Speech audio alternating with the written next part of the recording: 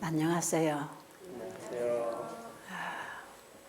이 이른 새벽 시간에 추운데 또 멀리서 차를 타고 이곳까지 참여하신 여러분에게 하나님의 큰 은혜가 임하기를 바랍니다. 아멘. 우리 이 시간에 기도해 주신 우리 집사님의 그 기도가 이 시간 우리 모두에게 응답되어지기를 간절히 원합니다. 그리고 이 시간에 이 온라인을 통해서 각 가정에서 이 줌으로 참여하고 계시는 여러분, 가족과 함께 맑은 정신으로 임하시기를 부탁합니다. 아멘. 온 가족이 좀 이 시간에 일어나셔서 이 말씀 앞에서 자신을 한번 살피고 예수님의 재림을 맞이할 수 있는 이런 준비를 하시는 귀한 시간으로 이 기간 내내 임해 주시기를 바랍니다. 아멘. 참으로 어떻게 보면 우리가 복음을 전할 수 있는 최적기에 가장 좋은 조건 속에서 우리가 지금 복음을 전하고 있다고 생각이 드시지요. 아멘. 제가 이 온라인 방송을 통해서 이제 새천사 기별과 건강 기별을 가지고 이 온라인 세미나를 하면서 놀라운 일들을 많이 보게 되는 것은 우리가 지금까지 집회를 하면 일정한 장소에 오신 분들하고만 은혜를 나누고 끝나잖아요. 그런데 방송으로 나가니까 누구든지 참여를 하는 거예요. 제가 이 새천사 일로 선교 세미나를 이제 13, 14, 15기를 이제 온라인으로 코로나 때문에 하게 됐는데 보통 제가 이제 오프라인으로 세미나를 하면 뭐 불과 5, 60명, 뭐 6, 70명 이래서 우리가 소그룹의 집회를 하는데 온라인으로 해보니까요. 수천 명들이 들어오는 거예요. 그리고 거기는 개신교회 교인들, 천주교인들, 개신교회 목회자들, 불교 신자들, 너무 다양한 사람들이 모이는 집회 장소가 이 온라인 세상이에요.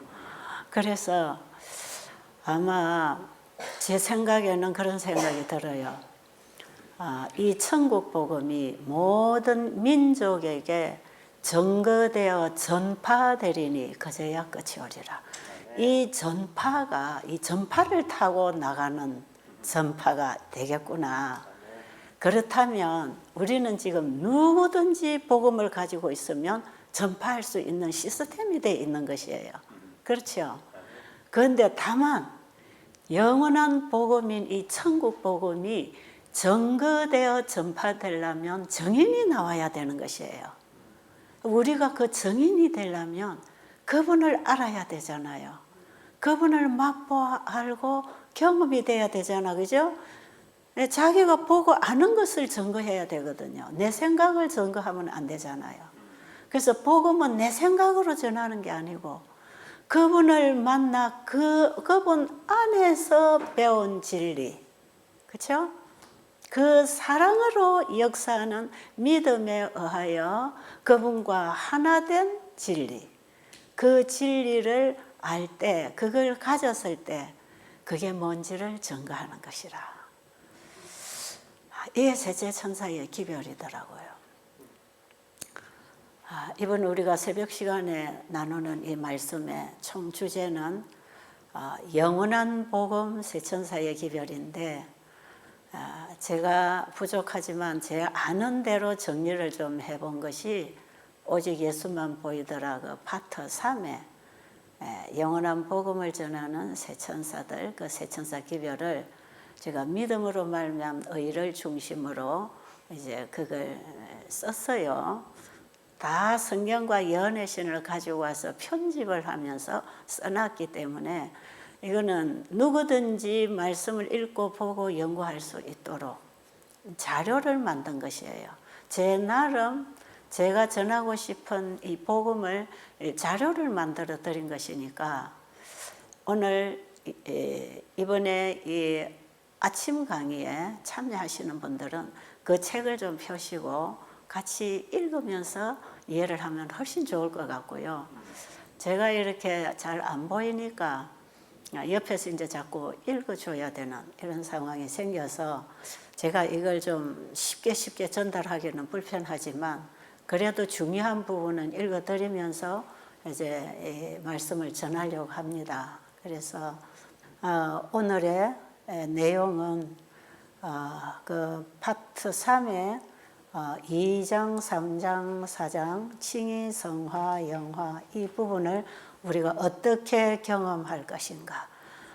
믿음으로 말미암 의할 때는 우리의 경험 안에서는 거듭나는 경험, 그 다음에 자라나는 성화의 경험, 그리고 이제는 미래의 구원의 경험으로서 영화롭게 되는 구원의 경험. 우리가 이 칭의는 과거의 경험이라면 구원의 첫 단계의 경험이라면 이게 거듭남, 그 다음에 성화는 현재의 구원, 현재 우리가 경험하고 가는 것이고 영화는 미래에 경험할 영광스러운 구원입니다. 이것이 다 믿음으로 말미암아 된다는 것. 그러니까 믿음으로 말미암 의 안에는 그냥 우리가 예수 믿으면 구원 받는 거야. 그랬으니까 교회 열심히 다니고 봉사 열심히 하면서 우리 예수 믿는 척하고 살다가 막연하게 하늘에 간다. 이런 막연한 신앙을 좀 이제 벗어나서 체험하는 신앙. 거듭나는 경험이 무엇인지, 성화의 과정이 어떤 경험을 하는 것인지, 그 다음에 영화롭게 되는 그 경험은 미래에 우리가 경험할 복음이지만 칭의와 성화의 경험이 이루어져야 영화가 있는 것이니까 그 영화롭게 되는 완전한 구원에 이르게 되려면 우리는 거듭남으로 시작이 되는 것이니까 우리가 그 거듭남의 경험부터 신앙 경험이 되어야 된다는 거. 이걸 좀 염두에 두시면서 오늘 공부를 좀 하시고요. 요한계시록 14장에 새 천사가 전하는 영원한 복음은 인간이 범죄한 이후에 창세기 3장 15절에서 선언된 그 복음, 그리고 2000년 전에 그 복음이 여자의 후손으로 이 땅에 오신 예수 그리스도, 그 예수 그리스도를 우리가 믿음으로 말미암아 그분 안에서 살다가 하늘에 가는 것, 한마디로 말하면 그런 구원의 길이거든요. 그래서 창세기 3장 15절에 선언된 그 복음이 이제 요한계시록 14장 첫째, 둘째, 셋째 천사 기별로 마감이 되고 맞춰지고 완성됩니다. 그럼 예수님은 약속대로 이 땅에 오셔서 우리의 제물이 되어 십자가에 돌아가셔서 부활하시고 하늘로 성천하셔서 성소의 사역을 1800년 동안 하시다가 1844년에 하늘 지성소에 들어가셔서 이제 죄를 완전히 끝내는 사탄의 머리를 영원히 박살내서 죄로 만들어버리는 죄를 끝내는 속죄사업을 하시는데 여기에 조사 심판이 있는 것입니다. 의인들은 조사를 받고 그 다음에 악인들은 사단과 함께 영원한 사망의 심판이 선고되었다가 나중에 삼림 때 하늘성 예루살렘이 이 땅에 다시 내려왔을 때 악인들 부활시켜서 영원한 불, 꺼지지 않는 불로 완전히 소멸시켜 죄로 날려버리고 이 지구를 완전히 새로운 세계로 창조해서 구원받은 백성들이 아버지와 아들과 우리가 함께 영원히 살 우주의 수도가 될 이 지구의 주인이 되는 것입니다. 이런 큰 구원의 그림을 가지고 우리가 이 세천사 기별을 이해를 해야 돼요. 이 전체적인 복음이 세천사의 기별 속에 다 들어있고 이것을 하나로 영원한 복음이라 그럽니다. 영원한 복음은 영세 전부터 창조 이전부터 하나님 속에 감춰져 있던 사랑의 비밀, 구속의 비밀, 죄가 발생할 경우에 그 죄를 처리하시기 위하여 어떤 계획, 구속의 계획을 세우셨는지 그것이 발표되는 것이 창세기 3장 15절에서 죄가 발생한 그 자리에 이 영원한 복음이 선언된 것이에요. 하나님은 한 번 말씀하시면 그 말씀은 영원하기 때문에 말씀을 하시고 이루시지 않는 일은 아무것도 없다.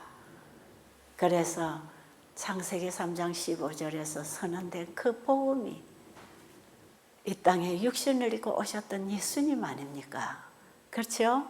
그 예수님은 우리 죄인의 죄를 담당하셔서 죄의 값을 지불하심으로 우리가 죄의 그 결과로부터 구원을 받을 수 있도록 엄청난 일을 해놓고 가셨다 이 말이에요. 그 예수님을 이 시간에도 좀 바라보게 되기를 바랍니다. 자, 그러면 왜 예수님을 믿지 아니하면 하늘에 들어갈 수 없는가? 자, 하늘에 들어가서 살 수 있는 자격은 하늘에 살 수 있는 적합한 품성을 가져야 됩니다. 하늘에서 살아갈 수 있는 그 품성이 깨트려졌기 때문에 하늘에서 분리되어서 에덴 동산 밖으로 쫓겨난 것이거든요. 그래서 이 지구에서 다시 죄인을 구속해서 하늘에서 살 수 있는 품성을 준비시켜 가지고 그 준비된 백성을 다시 하늘로 데려갈 것이에요.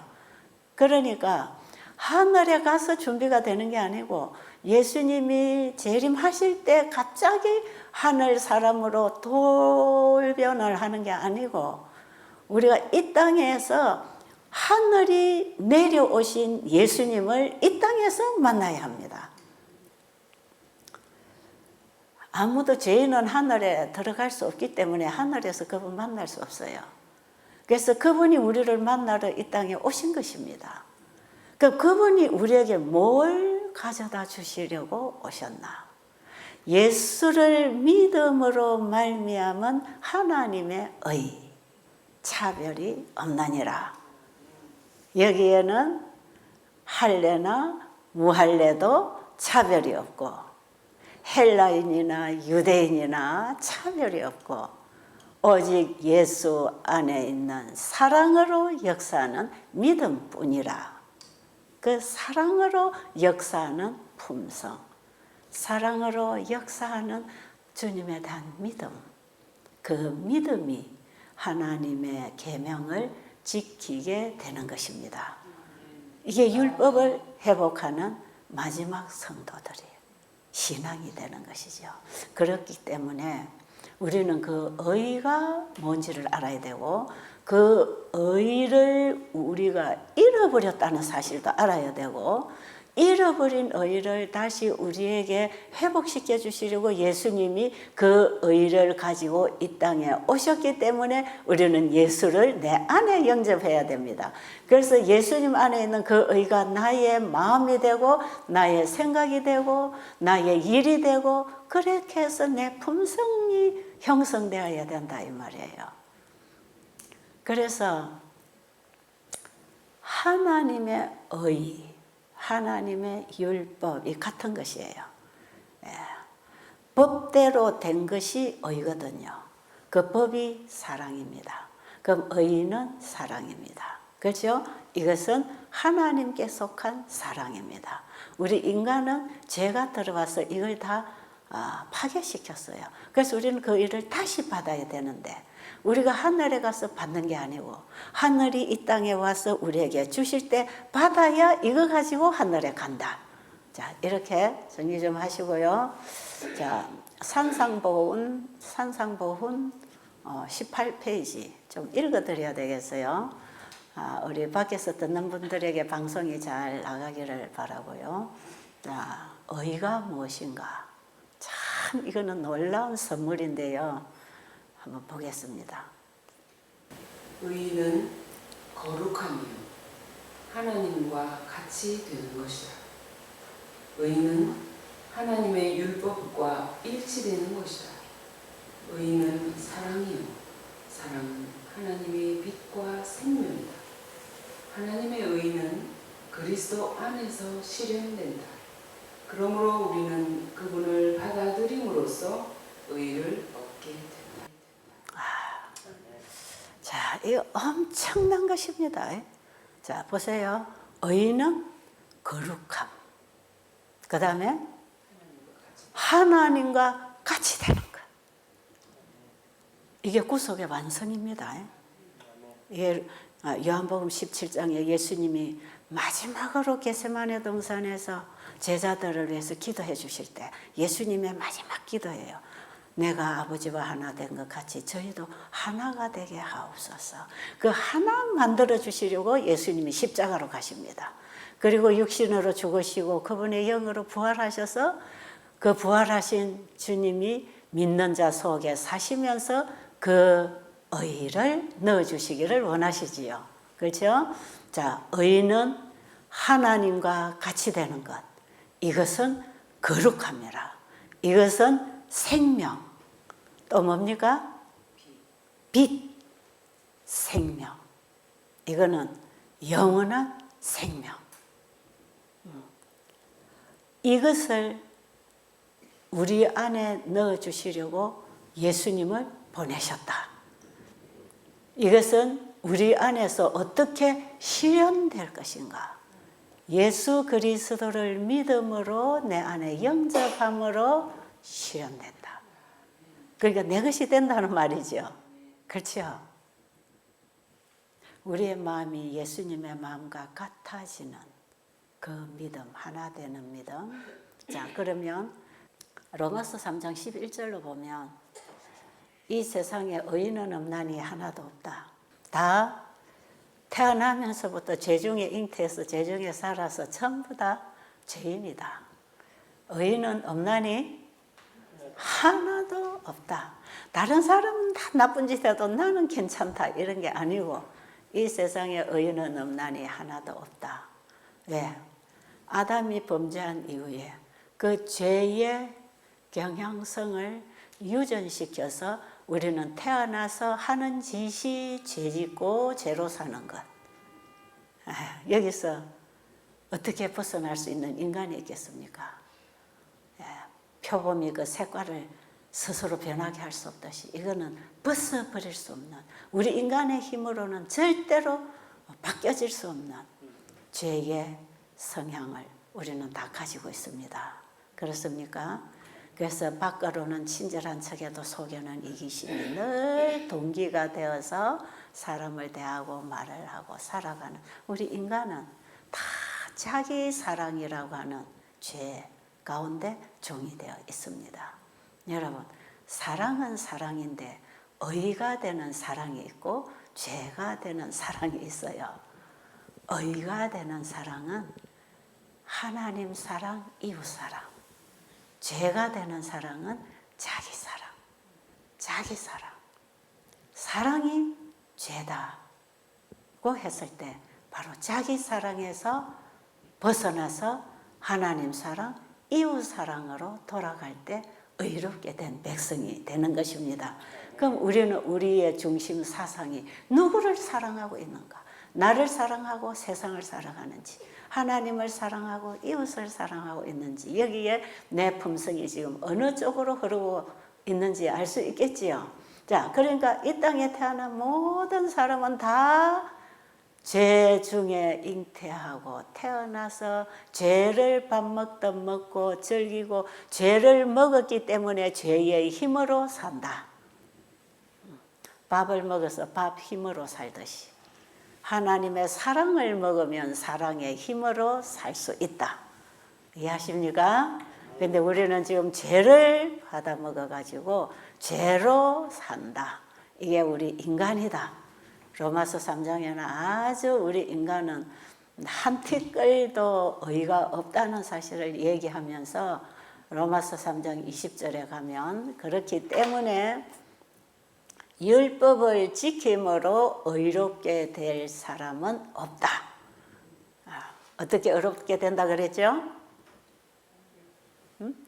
율법을 지켜서 의롭게 될 사람은 하나도 없다. 그러니까 우리가 교회 잘 다니면서 율법을 철저하게 지키니까 구원받는 건 아니다 이 말이지요. 어떻게 해야 구원을 받는다? 예. 믿음으로 말미암아 예수 그리스도를 우리에게 받아들임으로 하나님의 의를 소유해야 된다. 그 22절이에요. 예수님은 우리에게 하나님의 거룩함, 하나님의 빛, 하나님과 하나님이신 그 빛의 거룩함, 사랑, 율법의 본체이신 그분의 속성을 우리 안에 넣어주겠다는 것. 이게 우리 인간에게 주시는 가장 큰 선물. 이 큰 선물을 가지고 이 땅에 오신 예수님은 우리에게 가장 큰 기쁜 소식이라. 이게 영원한 복음이라. 그러므로 율법의 행위로 그의 앞에 의롭다 하심을 얻을 육체가 없나니 율법으로는 죄를 깨달음이니라. 이제는 율법 외에 하나님의 한 의가 나타났으니 율법과 선지자들에게 증거를 받은 것이라. 곧 예수 그리스도를 믿음으로 말미암아 모든 믿는 자에게 미치는 하나님의 의니 차별이 없는 것. 22절을 꼭 붙드시기 바랍니다. 아멘. 모든 믿는 자에게 주시는, 그저 주시는 누구의 의? 하나님의 의니 차별이 없다. 그 의를 받기 원하십니까? 아멘. 그 의를 가지라는 것이 세제천사의 기별이에요. 온 세상 방방곡곡에 모든 나라와 족속과 방언과 백성에게 예수님을 믿음으로 말미암아 하나님의 의를 받아라. 그러면 영생한다. 이것밖에 없어요. 그 의를 받아들이면 받은 대로 살잖아요. 받은 대로 나누지요.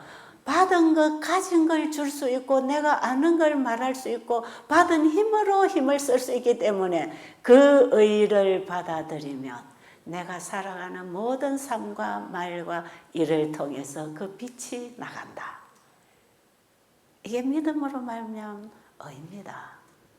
자, 그러면 이것을 받아야 되잖아요. 그렇죠? 그걸 거듭나는 경험이라 그래요.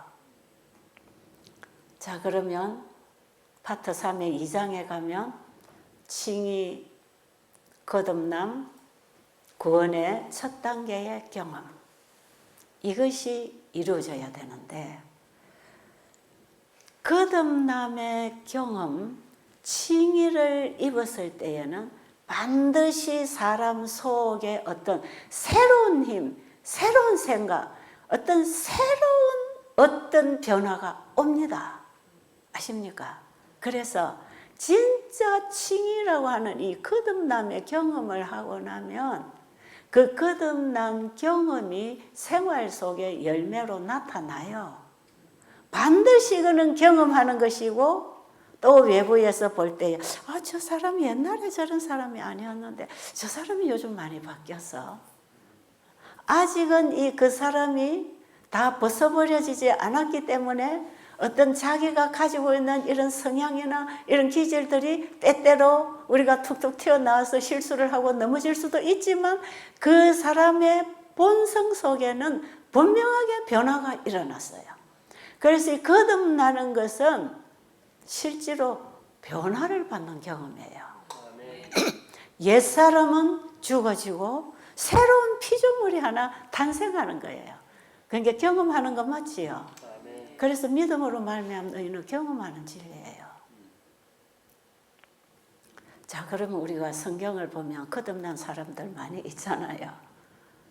어저께 제가 말씀드렸지만 사울이 바울로 변해서 복음 전도자로 살아갔던 것은 그가 거듭나는 경험을 했단 말이에요. 그 안에 내가 죽어버리고 사울이 죽어버리고 예수님으로 말미암은 바울이 하나 탄생했다 이 말이에요. 그러니까 사울로서 살아갈 때에 하나님의 일에 덕심했던 사울하고 예수님을 받아들인 영원한 복음을 가진 바울이 일하고 살아갔던 그 바울 정신하고 같아요, 달라요? 같은 일을 하는 것 같은데 여전히 하나님께 충성하고 있는데 정신이 달라요. 그 마음이 변했어요. 바울 안에 예수님이 주인이 되었기 때문에 예수님을 늘 생각하고 예수님을 말하고 예수님께만 관심 있고 자기가 가장 소중하다고 생각하는 이 보화를 다른 사람에게 나눠주기 위해서 무사람들에게 이 복음을 전하고 사는 사람으로 바뀌었지요. 사람이 바뀌었지요. 그래서요, 전도하자 교육시켜갖고 되는 게 아니라 예수님을 만나면 전도자가 됩니다. 아멘. 바울처럼 그렇게 변해야 돼요. 그리고 니고데모는 어떻게 변했을까요? 제가 오늘 이 거듭남 장에서 니고데모 한 사람을 예를 들어서 기록을 했는데요. 니고데모가 예수님 만나기 전에 어떤 사람이었을까? 니고데모가 예수님 만나기 전에도 훌륭한 유대교 지도자였어요. 그런 바리새인이면서도 사내들인 회원 중에 한 사람이에요. 상당히 덕망이 있고 유식하고 유력하고 권위가 있고 그러면서도 영적인 것을 끊임없이 추구하고 아주 훌륭한 지도자예요. 근데 이 사람이 거듭났던가요? 안 났던가요? 거듭나지 않았어요. 그런데 거듭난 하늘로부터 오신 예수님, 그분의 말씀과 그분의 일과 그분의 모습 속에서 참 은혜스럽고 정말 저분이 하는 말과 행동은 놀라운 모습, 그분의 가르침에는 자기의 골수를 찌르는 사람들의 가슴에 있는 죄를 깨우쳐서 회개시키는 놀라운 능력이 있었단 말이에요. 니고데모도 성경을 가르치는 선생 아닙니까? 그런데 니고데모의 설교를 듣고 사람들이 그렇게 병이 났든지 사람이 변하든지 이런 일은 없더라 이 말이죠.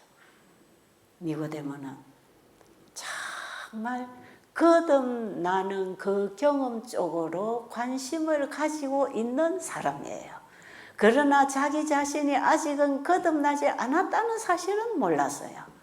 그러나 예수님이 가르치는 그 진리가 자기에게도 밝히 이해되고 깨달아지고 그 진리가 주는 능력을 소유하고 싶었던 것이에요. 그래서 한 수 배우려고 조용히 밤에 예수님을 찾아갔던 사람. 그 당시 유대 지도자들이 얼마나 예수님을 불신하고 거역했습니까? 그러니까 자기 동력자들의 비판을 피하기 위해서 아마 밤에 몰래 예수님을 찾아가는 그 심정 아시겠죠? 내가 어떤 방법으로도 이분을 좀 만나봐야 되겠다. 그래서 예수님을 찾아가서 드디어 예수님을 만났어요. 아주 예수님 앞에 겸손한 아이처럼 당신은 분명히 하늘로부터 온 선생이요. 나에게도 그 하늘의 진리를 좀 가르쳐 주세요. 나도 배우고 싶어요. 겸손하지요. 훌륭한 지도자지요. 여러분, 그 당시에 예수, 나사렛 예수는 외관상 볼품없는 젊은 청년. 니고데모는 유대교 지도자 중에서도 대단한 위치에, 대단한 가문에서 대단한 교육을 받은 훌륭한 사람으로서 나이도 어느 정도 들어서 아주 자기의 그 무르익어가는 자기의 모습을 만들어내고 있는 이 성숙한 지도자가 아직도 풋내기 같은 젊은 청년 예수님 앞에 와서 나 당신에게 좀 배우고 싶어요. 당신은 분명히 보통 사람하고는 달라요.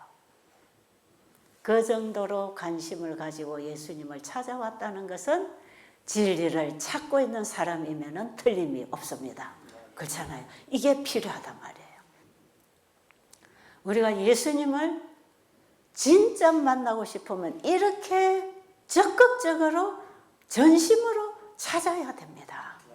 이 관심이 우리에게 없기 때문에 스쳐 지나가도 못 붙드는 것이에요.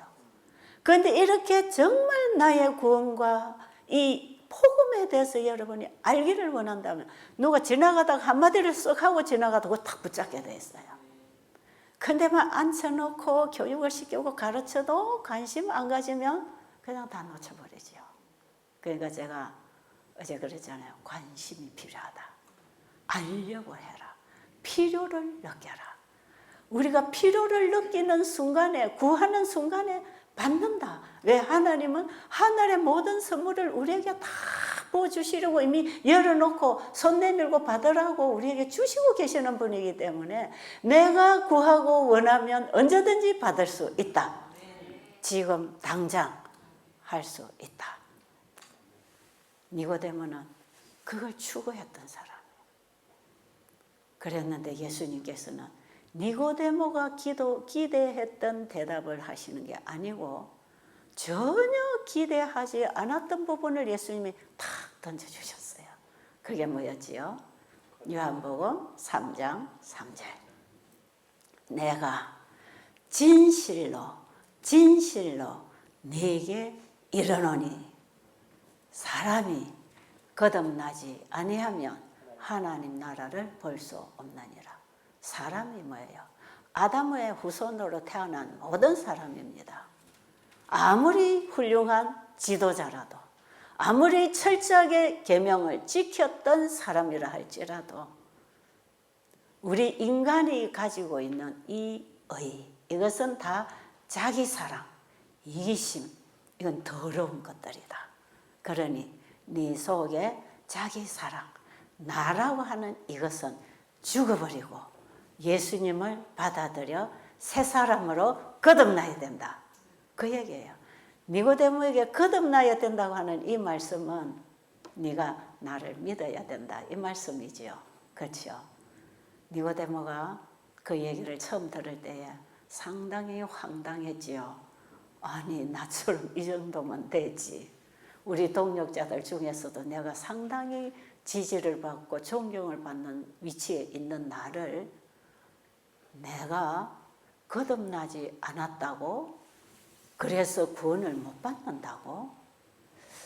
예수님은 이 니고데모의 그 간절함을 높이 평가하셨기 때문에 한 단계만 탁 터뜨려주면 바로 거듭나는 지점에 도달할 사람인 걸 아셨기 때문에 이 높은 어른의 비를 맞추기 위해서 듣기 좋은 말씀으로 말을 하신 게 아니고 그를 위한 복음을 주시기를 원했어요.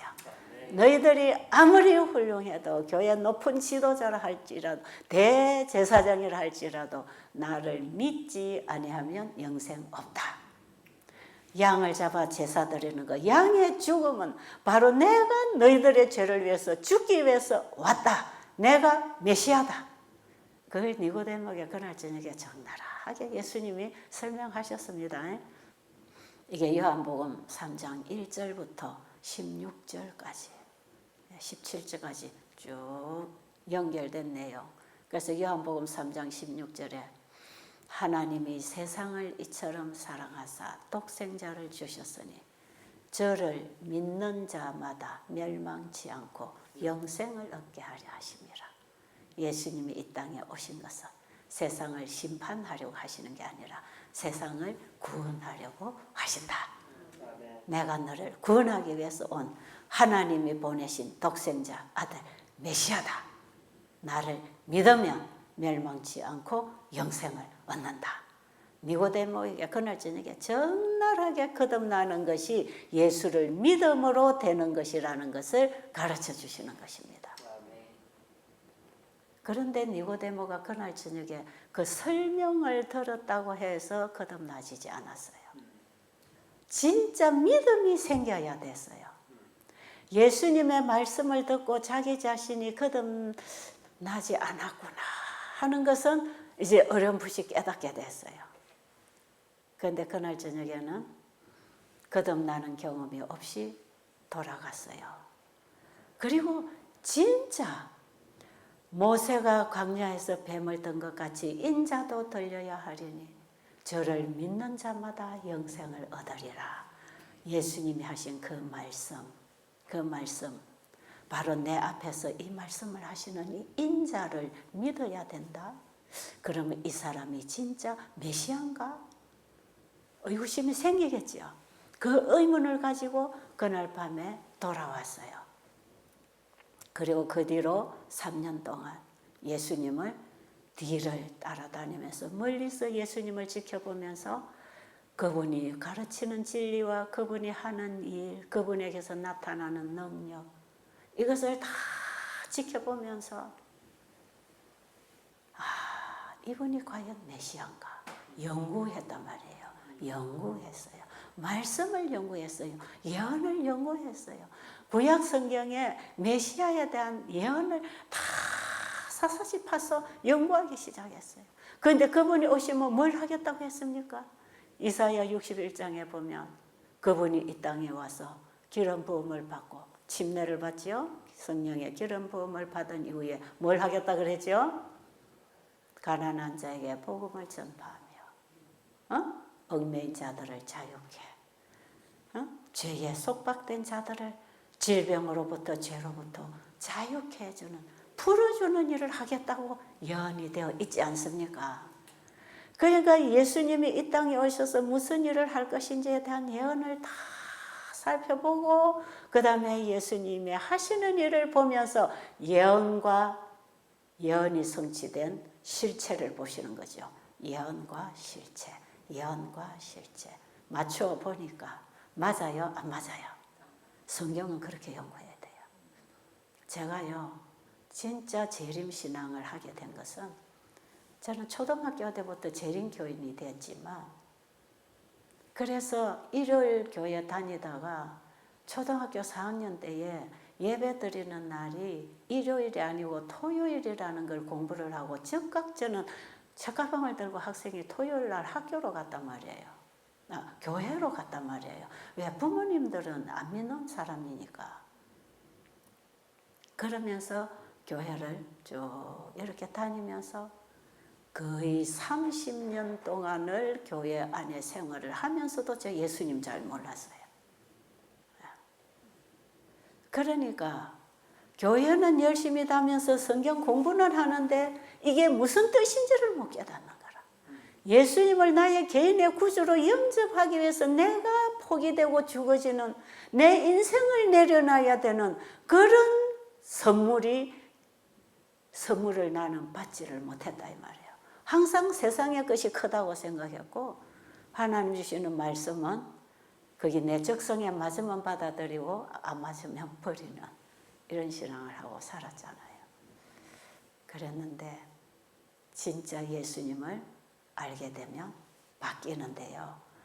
제가 그 예수님을 알고 싶어서 하나님이 진짜 계신지, 성경이 진짜 사실 그대로 되는 책인지 그걸 내가 확실히 알아야 성경대로 믿고 살 거 아닙니까? 그러니까 이 성경의 말씀이 사실인지 아닌지 이거부터 저는 알아야 되거든요. 그래서 아버지, 이게 성경이 사실입니까? 이게 오늘날 어떻게 여기 기록된 이 내용이 오늘날 현실적으로 어떻게 이게 일치합니까? 아니 모세가 홍해를 건너온 그런 경험이 오늘날 어떻게 이런 일이 있으며, 베드로가 머리를 걸어간 이런 경험, 오늘날 어떤 인간이 이런 경험을 할 수 있나요? 어떤 인간이 자기 이웃을 내 몸처럼 사랑하나요? 이건 너무 현실적으로 불가능한 말씀입니다. 도대체 성경이 현실과 일치하지 않는 그것 때문에 나는 이 말씀을 하나도 받아들일 수가 없어서 성경책이 어렵기만 했단 말이에요.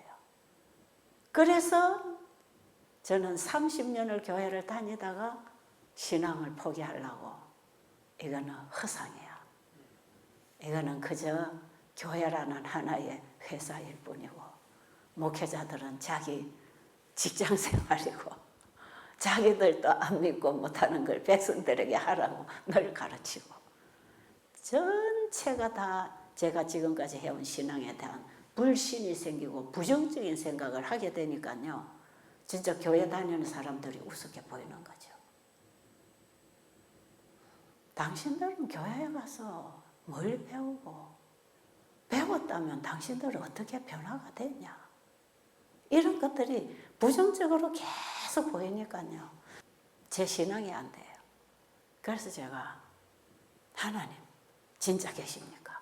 사람을 보고 교회를 다니고 사람에게서 배우고 사람 따라 신앙을 해왔기 때문에 사람에게서 만족을 얻을 수 없었어요. 그럴까요? 안 그럴까요?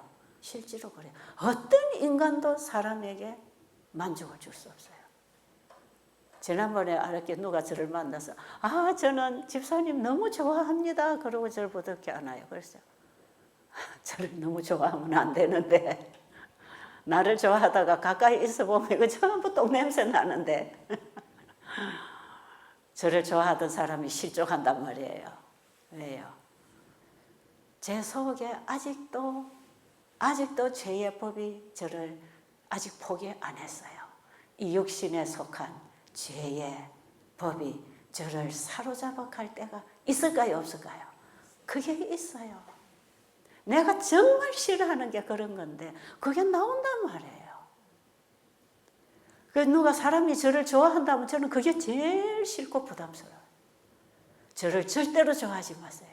제가 전하는 예수님을 좋아하세요.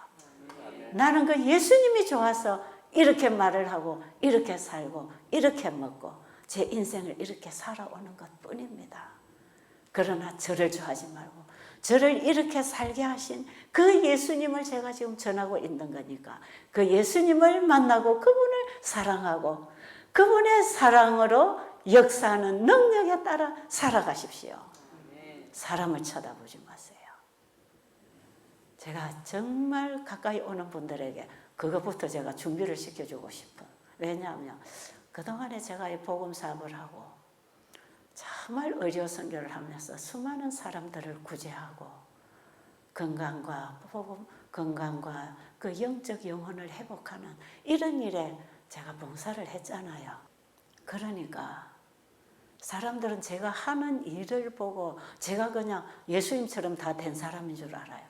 그런데 가까이 저를 와봐요. 얼마나 성격이나 제게 이 타고난 이런 성향이나 기질들이 상대방에게 상처를 주고 실망을 주는지 몰라요.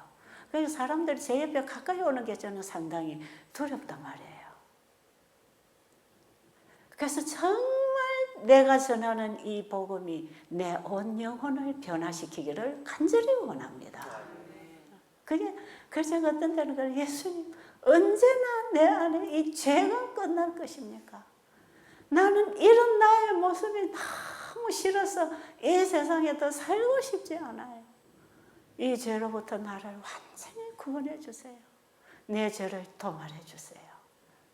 그런 기도를 하면서 주님께 가까이 한 발짝 한 발짝 지금도 걸어가고 있는 것입니다. 아멘. 이게 나의 유일한 희망이에요. 아멘. 칭의, 성화의 과정을 통해서 영화롭게 되는 그 단계가 있기 때문에 지금 내가 넘어지고 아직도 부실공사가 돼서 아직도 공사 중에 있어서 먼지가 폴폴 나고 소리가 나고 떠들고 상처를 주고 민폐를 끼치고 있지만 영화롭게 되는 그 지점을 바라보면서 그 예수님을 놓지 않고 끊임없이 그것만 보고 가기를 원합니다. 아멘. 그게 제 신앙 간증이고 제 지금의 내 신앙 고백이에요. 그게 오직 예수만 보고 가려고 하는 제 가슴을 그 책의 제목으로 담은 것이에요. 아멘. 거기에만 희망이 있기 때문에. 그런데 제가 진짜 예수님을 만나기 전에 엄청 제가 알고 싶어서 이 부분에 공부를 했다는 거. 그래서 다니엘서 공부를 하고 확실하게 제 머리 뚜껑이 열렸어요. 다니엘서 2장에서. 정말 알기 위해서 성경 공부하는 것하고 그냥 교회 가서 설교 듣고 사경에 참여하고 강습에 참여해서 듣고 오는 거하고 다릅니다. 아십니까? 그냥 교회 가서 목사님 설교 은혜스럽게 듣고 오는 것하고 내가 진짜 예수님을 알고 싶어서 목사님이 주시는 그 말씀을 듣고 있는 거하고 같아요? 달라요? 달라요. 이 차이가 엄청납니다. 그동안에 저는 교회 다니면서 목사님 설교만 듣고 그냥 오늘 은혜 받았네. 이렇다 하더라. 이런 식의 신앙을 30년 이상을 하고 난 이후에 내복음이 안 되니까 갈등이 온 거지요. 그런데 진짜 예수님을 알고 싶다. 하나님이 진짜 계신가? 성경이 진짜 사실인가? 성경대로 될 것인가? 성경은 많이 읽어서 내용은 아는데 이게 그대로 될 것인가? 이런 부분에 있어서 정말 알고 싶었어요. 그래서 알고 싶어서 공부를 하니까 알아지더라. 이 놀라운 거 아니에요? 이 부분에 있어서 여러분 오늘 한 가지 배우고 가시기 바랍니다. 진짜 알기를 원하면 알아진다. 우리 재림교회는 다니엘서 예언서 전도회를 적어도 1년에 한 번은 합니다. 교회에서. 그러면 옛날에는 예언 전도회를 많이 했잖아요. 그럼 저는 1월 교인들 내 친구들 다 교회 가자. 그래 너는 이거 모르니까 와서 들어라. 나는 다 들어서 안다. 그리고 저는 한복 딱 차리고 뒤에 문 앞에서 안내합니다. 아주 나는 다 아는 사람처럼 오시라고. 그리고 손님들 갖다 앉혀놓고 나는 뒤에서 손님들 데려온 애도 봐주고 밖에 일도 봐주면서 어스렁 왔다 갔다 하면서 목사님 강연 하시네. 너희들은 잘 듣고 가라. 이런 식으로 전도를 한답시고 구도자들을 데려다 놓고 나는 다 아는 것 너희들은 모르니까 들어야 돼. 그렇게 신앙을 하고 살았어요. 저는 참 교회에서 열심히 봉사했던 집사예요. 그런데 진짜 내가 성경을 모르고 있다는 걸 내 자신의 공고함을 통해서 깨달았습니다. 그때에 제가 하나님, 참 이제 하나님께 부르짖은 게 이 성경이 진짜 하나님 말씀입니까? 그 다음 이 성경대로 진짜 되는 것입니까?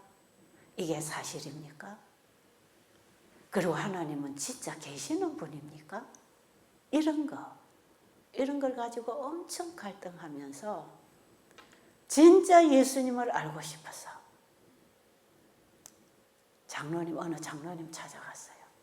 그 장로님 제가 볼 때는 참 존경스러운 분이고 성경을 깊이 아시는 분이라 지금은 고인이 되셨는데 그 장로님 찾아가서 제가 장로님 성경을 공부하고 싶어 왔습니다. 그랬더니 이 장로님이 우리 하동교회 남두희 장로님이라고 옛날에 계셨어요. 남약방 하신 장로님이신데 아시는 분 혹시 그 연세에서 좀 아시는 분 아실 거예요. 성경 공부하러 왔다 하니까 장로님이 네 채집사가 뭘 더 배우려고 그래? 그러셔요. 거기 제가 교회에서 어린이부도 많이 가르치고 안교장도 하고 뭐 또 가르치고 교회에서 맨날 하는 척하고 살았으니까 그냥 저 집사는 성경도 잘 알고 열심히 봉사하고 믿음 좋은 집사다. 이 정도나 아마 인식을 하고 계신 것 같아. 제 속에는 완전히 텅텅 빈 뻥인데 그랬더니 장로님 아니 뭘 더 배우려고 왔냐고. 제가 그런 말씀은 제게 아랑곳 없고 장로님 진짜 예수님이 재림하실 것입니까? 이 질문을 하니까요. 장로님이 놀라셔요. 아니 채집사가 그걸 여태 몰라서 물어? 그러셔요. 또 대답 안 했어요. 왜요? 모르는 것도 아니고 아는 것도 아니라 믿음이 안 생기니까 듣기는 수없이 들었지요. 그리고 또 질문했어요. 장로님 진짜 이 세상에 종말이 옵니까? 그런데 장로님이 기가 차시다는 듯이 채집사가 아직도 이걸 잘 모르냐 이런 식이 있어요. 근데 장로님 제가 이걸요 안 배운 게 아니고 안 들은 게 아닌데 안 믿어져서 그렇습니다. 진짜 하나님이 계신지도 안 믿어집니다. 그러니까 장로님이 저를 쳐다보시고 굉장히 심각해 하시면서 그러면 예언서 공부를 좀 해야 되겠구만 그러셔요. 예언서 뭐요? 다니엘서. 전 다니엘서 다 아는데요. 우리 교회 맨날 전도회 하잖아요. 전 그 책도 다 읽어서 공부 다 했는데요. 다른 걸로 가르쳐 주세요. 장로님이 믿고 계시는 그걸 가르쳐 주세요. 그랬더니 나는 이 공부를 해서 믿고 있는데 그러면 미래에 이 세상에 종말이 올 것인지 진짜 예수님이 재림할 것인지 그걸 가르쳐 달라 하는데 그럼 예언서를 안 배우고 미래에 될 일을 어떻게 공부하겠느냐 그러셔요. 들어보니까 사실 그대로 말씀이 옳으신 거예요. 그래서 가만히 생각해 보니까 성경 창세기서부터 계시록까지 쭉 제 머리에서 그려보니까 미래에 될 일에 대해서 정확하게 기록해 놓은 건 실제로 다니엘서 2장에 다 있잖아요. 그래서 제가 다 아는 내용이지만 다시 공부하기로 했어요. 제가 다 안다고 생각했으니까. 그럼 장로님 공부하겠습니다. 그래가지고요. 매주 일주일에 한 번씩 매주 수요일에 장로님이 우리 집에 오셨어요. 저는 그때 의상실을 하고 있었는데 가게 문을 닫고 아이들 다 내보내고 그날은 딱 준비를 하고 공부할 준비만 해요. 그럼 장로님이 오셔서 이제 다니엘서 공부를 가르치면 옛날 그 당시에 김명호 목사님 다니엘서 계시록 강의한 테이프를 저를 주시면서 강의를 해주시고 이 테이프 들어라. 또 이거 하고 이거 들어라. 일주일에 한 번씩 오셔서 어떤 때는 11시간 넘도록 공부를 가르치고 가세요. 그런데 그 공부를 할 때 제가 다 듣고 알고 있다고 하는 내용들이에요. 그런데 내가 진짜 알고 싶은 것은 이 성경이 사실입니까? 거기에 제가 뭔가 답을 얻기를 원했거든요. 그런데 다니엘서를 진짜 공부하면 이게 사실인 게 증명이 됩니까? 네. 되잖아요. 그러니까요. 이 예언서를 펴고 예언만 가르치는 게 아니라 세계사를 펴고 이것이 이 시대에 이렇게 되고 이렇게 되고 이 다니엘서 2장은 이 바벨로니아 시대로부터 예수님 재림 때까지의 이 대쟁투의 역사에 해당하는 세계적인 역사가 여기 기록되어 있으니까 여기서 우리는 분명한 증거를 읽을 수 있다. 그러니까 예언은 미리 기록한 역사.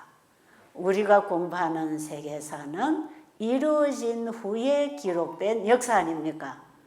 그러니까 미리 기록된 역사가 그때에 이루어졌다는 것이 이루어진 것을 기록해 놓은 역사서에 기록이 되겠지요. 중요한 부분들은 다 있더라 이 말이에요. 그래서 제가 이 공부를 하면서 이 머리에서 뚜껑이 막 열려요.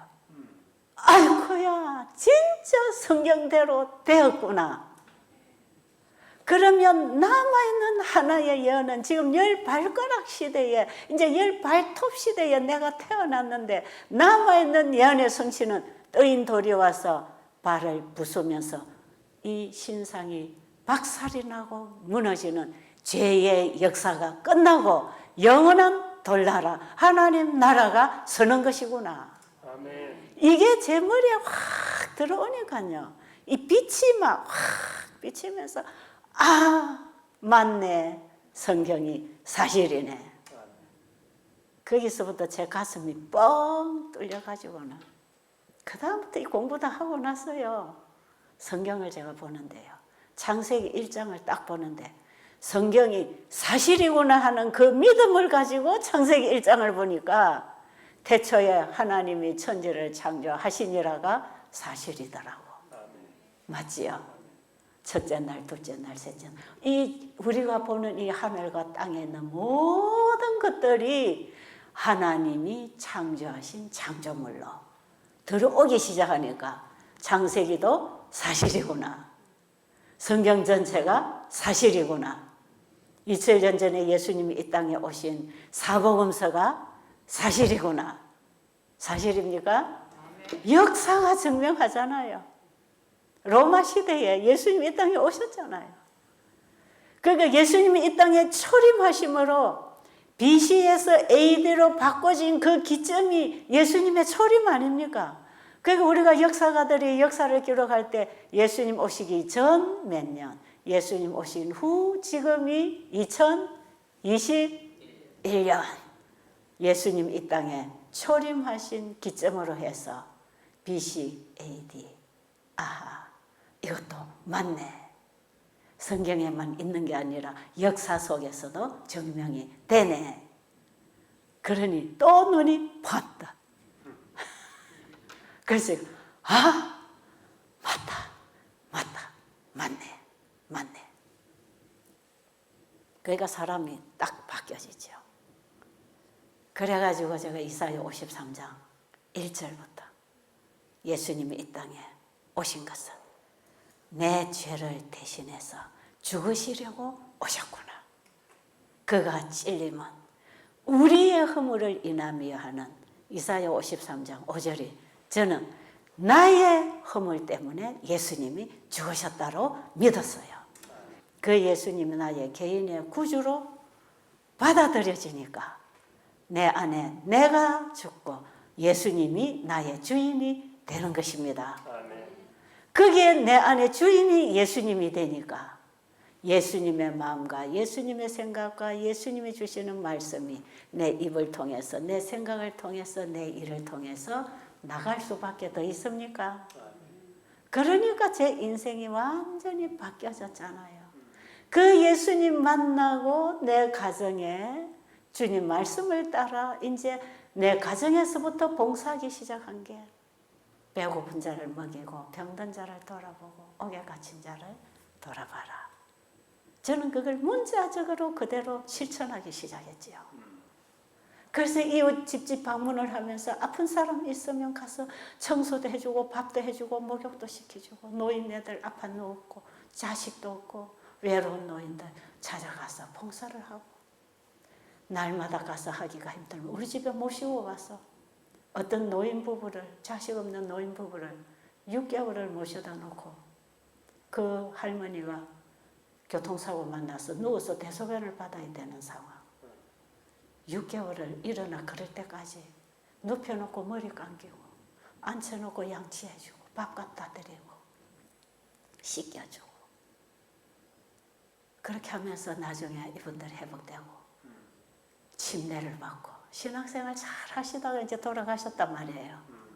그런 식으로 이 이웃이 이제는 그냥 이웃이 아니라 영혼으로 다 보이니까 하나님을 사랑하고 이웃을 사랑이 예수님 안에서만 완성됩니다. 이 믿음으로 말미암은 의는 내 의가 아니고 예수님을 통해서 받은 아버지의 의 아닙니까? 아버지의 의, 그분의 사랑이 내 안에 들어오면 그 사랑으로 사는 것이라. 그걸 나눌 때 이웃을 사랑하게 되니까 내가 가진 것을 그들을 향해서 다 오픈하고 주고 내 집으로 받아들이고 그래서 나중에 환자를 내 집에 데리고 오고 하다 보니까 이게 3년 4년 지나니까 소문들이 자꾸 왔다 간 사람들이 소문내가지고 베델수양원이라고 하는 저런 장소도 생기고 저런 기관이 하나 만들어진 것이거든요. 이것은 제 신앙 생활이 뭔지를 보여주는 현장이 베델수양원이에요. 제가 베델수양원이라는 걸 세워가지고 병자를 고치는 요양사업을 하겠다고 이런 걸 만든 게 아니고 제 신앙이 만들어낸 장소입니다. 저게. 그리고 제가 지금까지 그 일에 오직 그 일에 주님만 보고 그 일에 전념해 오면서 모든 걸 뒤로 하고 예수님을 첫째라고 살아온 현재 지금까지가 제 신앙이에요. 이게 제 신앙이에요. 제가 뭐 설교를 잘해서 여러분 앞에 설교를 하려고 오는 게 아니라 이게 내 신앙이기 때문에 내 신앙생활 한 부분이 여기 서 있는 것이에요. 여러분 이걸 글자로 문자로 여러분이 이해해야 되겠지만 저는 예수님을 만난 내가 있습니다. 예수님을 만나기 이전에 내가 있고요. 사울이었던 사울이 있고 바울이 있듯이 제 안에 오신 예수님 때문에 제 인생에 새로운 인생이 열리는 내가 또 있다 이 말이에요. 부모로부터 태어난 나는 절대로 이런 말을 할 수가 없어요. 이건 다 예수님께 배운 하늘의 은혜입니다. 제가 하고 있는 일은 참 하나님이 주신 것입니다. 그래서 하나님이 주신 것을 여러분에게 나눠드릴 때 여러분이 받으면 여러분도 하나님의 것으로 살 수 있다. 이게 다 믿음으로 말미암은 의 아닌가요? 시대소망 전체가 예수님의 믿음으로 말미암은 의. 그 예수님을 우리 안에 영접하면 나를 통해서 그 일이 또 일어난다. 그래서 믿음으로 말미암은 의와 의료 선교가 어떻게 일어나는지 이번에 주제를 하나 정해놨기 때문에 다음 시간에 또 말씀을 드리도록 하겠습니다.